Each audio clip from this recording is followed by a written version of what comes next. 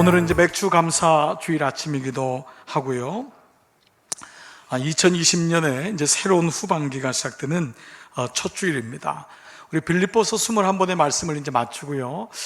중간쯤 됐을 때 어떤 말씀으로 이 교회론에 이어서 말씀을 드리면 좋을까 많이 기도했는데 룻기가 들어왔습니다. 성경학자들은요, 이 룻기를 가리켜서 가장 사랑스럽고 완전한 말씀, 혹은 세상의 어느 작가도 이보다 아름다운 이야기를 쓸 수 없다 할 정도로 이 말씀은 주옥 같은 말씀입니다.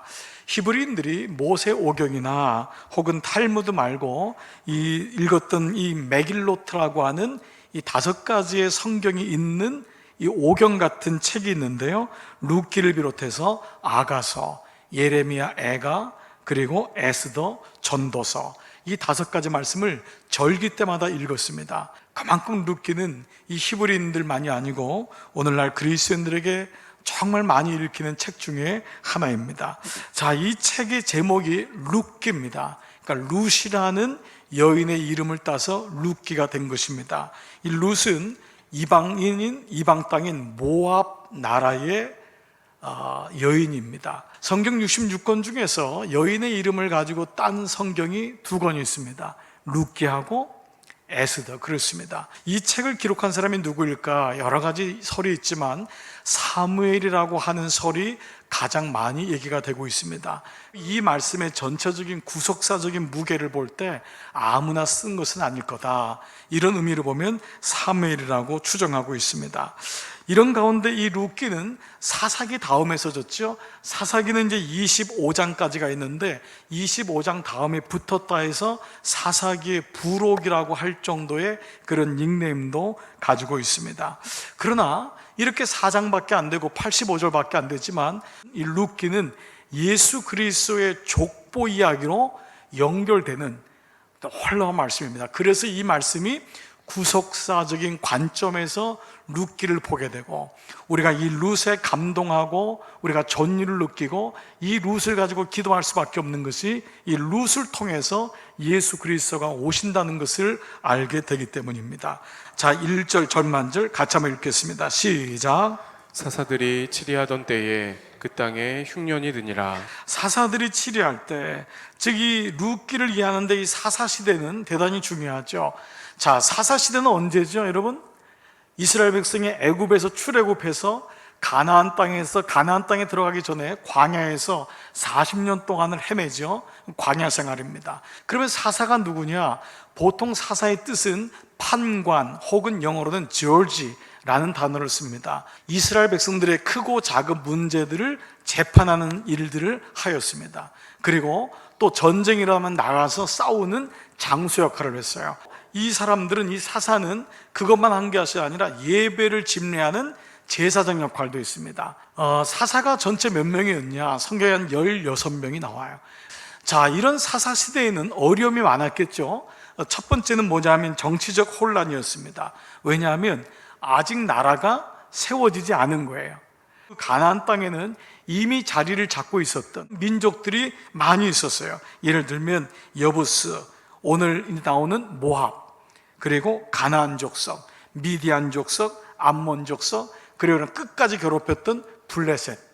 여러분, 이런 나라들이 계속 침략을 하기 때문에 정치적인 혼돈이 많았고 이스라엘 백성들은 너무 힘든 고난을 겪었겠지요. 자, 그러나 정치적 혼란보다 더 어려운 건 두 번째 혼란인 문화적인 혼란이었습니다. 이스라엘 백성은 원래 하는 직업이 뭐죠? 목축입니다. 그러니까 이 사람들은 유목민인 거예요. 그러나 가나안 땅은 뭐죠? 이미 농경 문화가 이미 자리를 잡고 있었던 거예요. 근데 중요한 건 뭐냐 하면 농사 짓는 게 문제가 아니라 이 사람들은 그것을 농경 문화를 하면서 풍요라고 하는, 번식이라고 하는, 생산이라고 하는, 성공이라고 하는, 열매라는 것에 집착하다 보니까 그들의 신을 만들었는데 그 신이 바알, 아세라, 아스다롯, 이런 신들인데, 이런 신들은 말씀드린 대로 이런 자연현상의 풍요나 결실만을 요구하기 때문에 이것이 성적인 연합으로 가버린 거예요. 그러니까 이런 행위들은 결국 성적 타락을 가져왔겠죠. 이것은 하나님께서 가장 싫어하는 것이었지만 광야에서 40년 동안 있었던 이스라엘 백성에게는 이게 신세계인 거예요. 그러다 보니까 하나님보다는 이런 아싸로 섬기고 아세라 섬기고 바알을 섬기는 게 익숙해져 버린 거예요. 그러니까 문화적인 혼돈이 결국은 믿음의 세계까지 들어와서 믿음이 헷갈리는, 이게 오늘이나 옛날이나 크게 다를 바가 없음을 알게 됩니다. 즉 이들의 숙제가 뭐냐? 하나님을 뜻을 쫓는 것과 가나안 땅에서 생존하기, 이 두 가지의 문제가 있는 것. 바로 룻기는 바로 이런 배경 안에서 작은 한 가정에서 일어난 이야기입니다. 이 가정에 드디어 흉년이 찾아온 거예요. 1절 후반절 보시면 유다 베들레헴에 한 사람이 살고 있었는데 그 땅에 흉년이 드니라. 자, 흉년이 드니라. 이 땅이 그런데 어떤 땅이에요? 하나님이 약속하신 가나안 땅이잖아요. 그런데 이 땅에 흉년이 찾아온 것입니다. 약속의 땅에도 고난은, 고통은, 흉년은 찾아와요. 성경은 그 어느 곳에서도 하나님의 백성들이라고 해서 흉년에서 면제된다고 얘기한 적이 없습니다. 그런데 아이러니컬하게도 오늘 흉년이 들었던 그 땅이 어디냐? 유다 베들레헴이라고 하는 단어입니다. 그래서 이 베들레헴이라고 하는 이 단어가 또 이 성경을 푸는 하나의 단초입니다. 이 베들레헴의 뜻이 떡집이기 때문에 그렇습니다. 지금도 그렇지만 베들레헴은 이 계단식으로 해서 농토를 일굽니다. 그래서 멀리서 보면은 이 떡이 시루떡처럼 이렇게 쌓여 있는 것처럼 보이는 거예요. 그래서 그걸 가리켜서 우리가 떡이 쌓여 있다 해서 떡집, 그래서 베들레헴이라는 이름을 지었던 것이죠. 자, 그런데 그 떡집에 떡이 없는 거예요. 하나님 나라에 하나님이 보이지 않는 것이죠. 자, 그런데 왜 흉년이 왔느냐? 그때에 왕이 없었으므로 각자 제 소견에 오른 대로 살았다. 근데 이거는 더블 미닝이에요. 이거 뭐냐면, 물론 그 당시에는 제도적인 왕이 없었어요. 그러나 여기서의 왕이라는 것은 하나님을 의미해요. 그리고 이것이 흉년이 온 이유였고, 진짜 흉년이 바로 각각 제 소견대로 살았던 것이 흉년임을 말씀하고 있어요. 그래서 본문에 나오는 이 흉년이라는 히브리 단어가 아주 독특한데요, 라브라고 하는 단어예요. 이 라브라고 하는 단어는 우리가 알고 있는 흉년의 그 뜻이 아니에요. 이 말은 영적으로 물질적으로 완전히 바닥을 친 소진된 상태, 그 상태가 라합입니다. 이제 이러한 가운데 엘리멜렉이라는 사람이 등장합니다. 이 사람이 흉년이 드니까 여러 나라를 찾다가 모압이라는 땅에 풍년이 들었다는 얘기를 듣고 그 땅에 갑니다. 이스라엘 백성들이 광야를 돌아서 가나안 땅에 들어갈 때 발람이라고 하는 선지자를 사용해서 끝까지 괴롭혔던 게 이 모압이에요. 그래서 모세가 이 모압이 얼마나 싫었는지 신명기 23장에서 여호와의 총회에 들어오지 못하는 민족을 쓸 때 모압을 1번으로 써요. 이제 이 엘리멜렉이 가족을 이끌고 모압으로 이주합니다. 그리고 엘리멜렉은 하나님을 향한 믿음이 없었다. 엘리멜렉은 불순종했다. 그 결과를 그대로 받았다. 뭐 이런 식으로 이제 나오는데, 사실 그것이 묵상의 1단계일 거예요. 우리가 이 말씀을 묵상하면은 엘리멜렉이 오죽했으면, 흉년이라는 것이 얼마나 사람을 힘들게 했으면은 엘리멜렉이라는 사람이 모압 땅에 갈 수밖에 없을까? 흉년이 없는 인생이 없는 것이 인생이라면 그 흉년 속에서 우리는 흔들릴 수밖에 없음을, 흉년 가운데 그 가운데 나는 믿음이 있다고 자부할 수 있는 사람이 몇 명이나 있을까? 그래서 이 흉년이 이 모압, 이 엘리멜렉에게 흉년 가운데 모압으로 갔던 것을 믿음이 없다고 보기보다는, 또 모든 책임이 그에게 있다고 보기보다는, 사사시대에는 엘리멜렉만이 아니라 심지어 제사장이나 레위인들도 다 도망갔어요. 이 엘리멜렉 같은 사람이라는 단어가 왜 나왔냐면, 엘리멜렉의 뜻이 뭐냐면 하나님은 나의 왕이시다예요. 엘리가 하나님은이고 멜렉이 마이 킹, 나의 하나님이다. 그리고 무엇보다 베들레헴이 떡집이라는 의미는, 그 베들레헴이 떡은 말씀하고 우리가 비유가 된단 말이에요.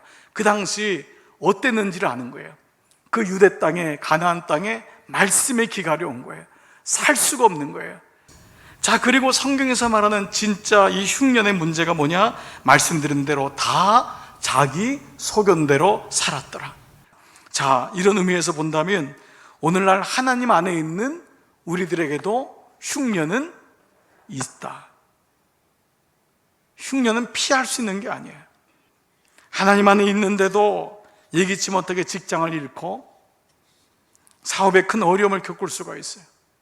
하나님 안에 있는데도 몸에 병이 들거나 오랫동안 병치료를 하면서 살 수 있는 것이 인생이에요.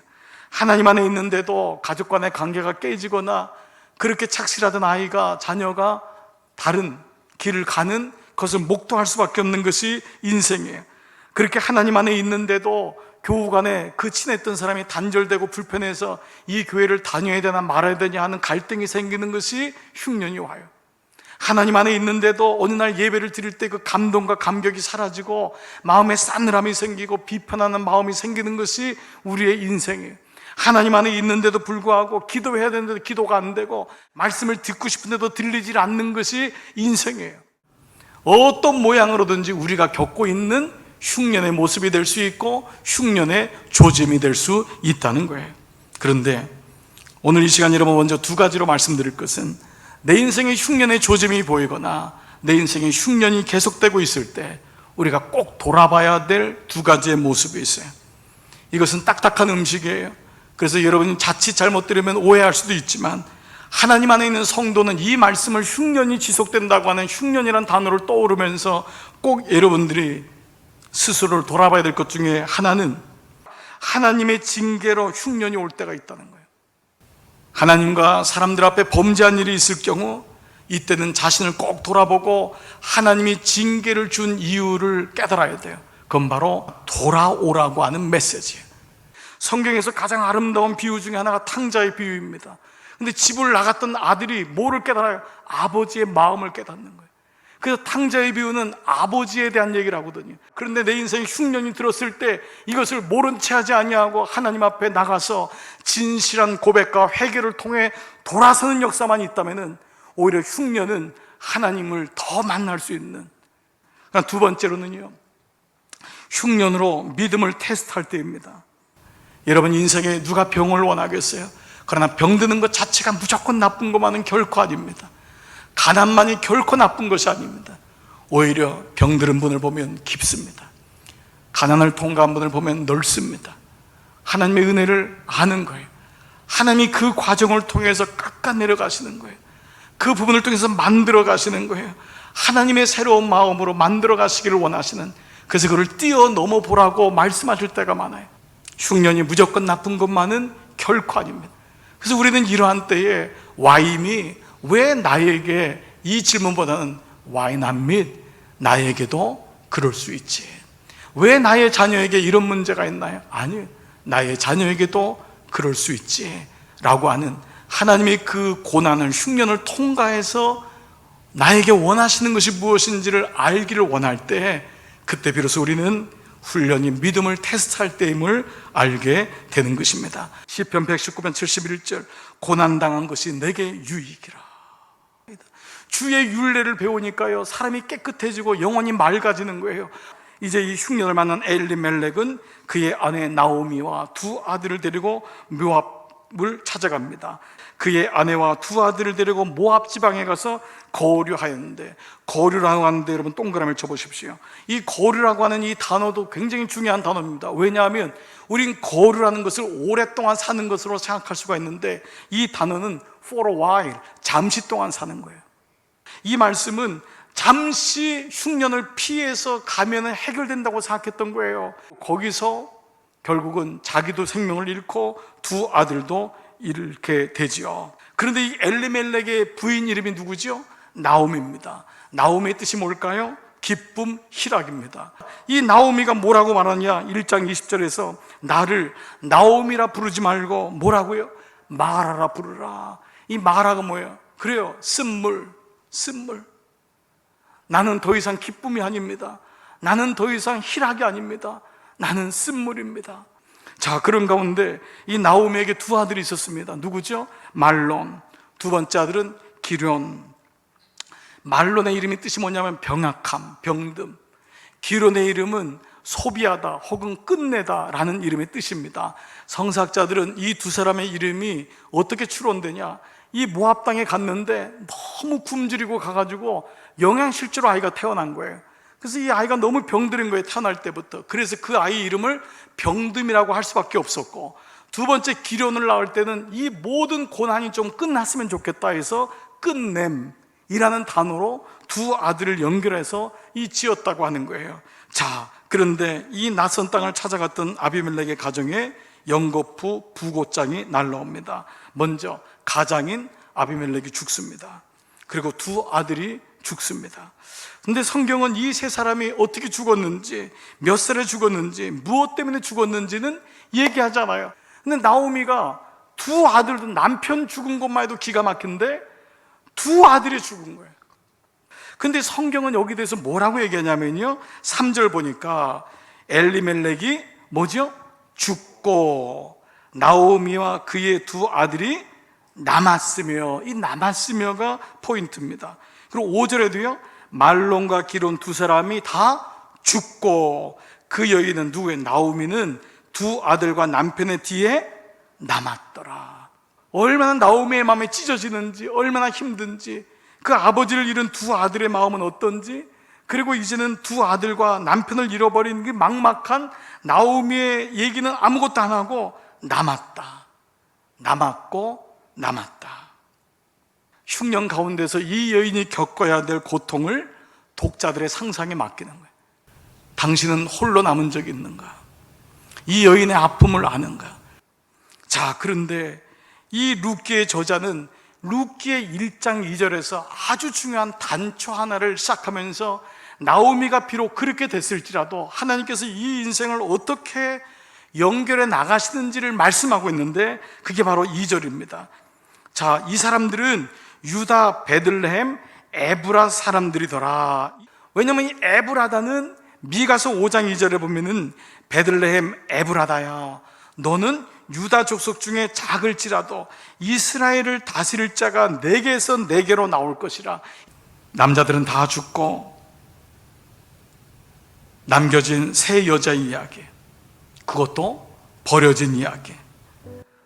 사람들의 손으로부터 철저히 버림받은 이 과부들에게 무슨 소망이 있겠어요? 근데 그때 룻기의 저자가 뭐냐? 이제부터는 하나님이 일하실 때가 시작되었음을 말씀하고 있어요. 이제부터 하나님의 궁휼하심과 자비가 시작될 것이다. 이게 룻기예요. 말씀드린 대로 룻은 여호와의 총에 들어가지 못할 것이라고 율법으로 규정된 여인이었는데, 하나님이 이 여인을 통해서 다윗의 증조 할머니가 되는 그런 일을 경험하시게 합니다. 이것이 바로 감사절에 묵상하는 흉년 이야기입니다. 흉년을 만나서 도무지 소망이 없는 이 여인에게 하나님이 찾아가시고, 이 여인을 통해서, 따라온 룻을 통해서 하나님이 다윗의 계보를 잇고, 그를 만나줬던 보아스, 어머니 기생이었지만은 어머니가 이미 유대 땅 들어와서 경관 위치를 차지하면서 보아스가 유력자가 되고, 그 보아스가 이 룻을 이 아내로 맞으면서 거기서 나오신 분이 예수 그리스도예요. 우리는 결코 흉년만 봐서도 안 됩니다. 하나님의 궁휼하심, 그럼에도 불구하고 부어주시는 하나님의 보호하심, 흉년 가운데서도 끊임없이 인도하시는 그분의 열심, 그분의 마음, 그것이 바로 헤세드입니다. 이 룻에게 주었던 그 아버지의 마음을 가리켜서 우리가 헤세드라고 합니다. 헤세드. 이 헤세드란 단어가 룻의 모든 룻의 주제예요. 같이 한번 찬양할 때 내 눈 주의 영광 보내, 같이 한번 이 찬양을 고백하겠습니다.